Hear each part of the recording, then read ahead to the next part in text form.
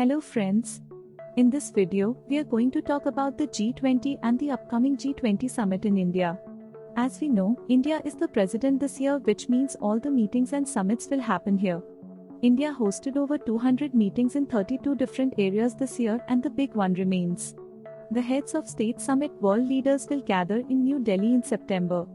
But before that, let's understand what is the G20. How is it formed? How does it work? There are 19 big economic countries in this club, and the 20th member is a group of countries in Europe called the European Union. You can pause the video here and read the names of countries. The interesting thing is that the G20 doesn't have any permanent office or staff. Instead, they have something called a troika. The word troika might sound fancy, but it's just a way of saying that the three countries work together to set the G20 agenda. For example, the past president was Indonesia, the present president is India, and the future president is Brazil. Every year, one country takes charge of the G20. This is called the presidency. The G20 presidency is like a special job that rotates among the members. In 2022, Indonesia had the job, and in 2024, Brazil will take it up. So, the presidency is a part of the process that all the countries take turns doing. This year, India's presidency began on December 1, 2022, and it ended on November 30, 2023. The purpose of G20 is quite important. G20 focuses on global economy, sustainable development, health, and even climate change.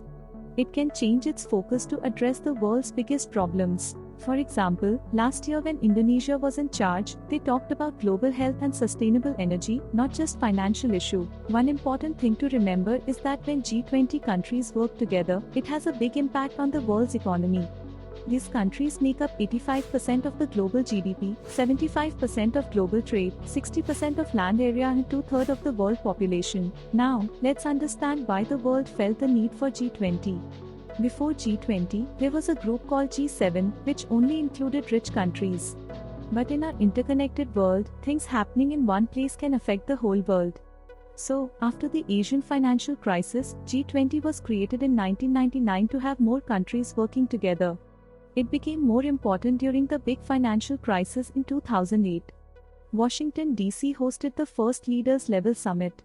And London hosted the follow-up in 2009. Today it goes just beyond the 20 members. The host country can invite non-members as guests.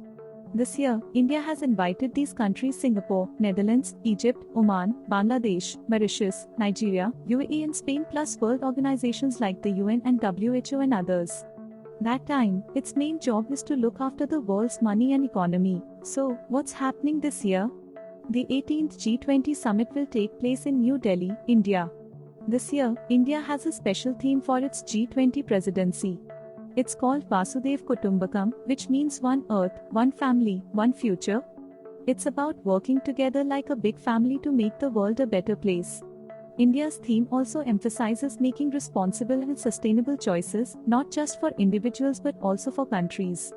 And taking actions that make our planet cleaner, greener, and bluer for everyone. At the end of the summit, leaders from these countries will make a declaration committing to the priorities discussed during the meetings, all for a better world. India's role in G20 is important, and it's an opportunity to lead and show its importance to the world. India can talk to many different countries and be a leader for developing countries and highlight issues that matter to India and other developing nations. So, there you have it. G20 is where big economic countries talk about money, global issues, and how to make the world a better place for all of us. Thanks for watching, and if you found this video helpful, please like, comment, share this video and subscribe our channel for more informative videos.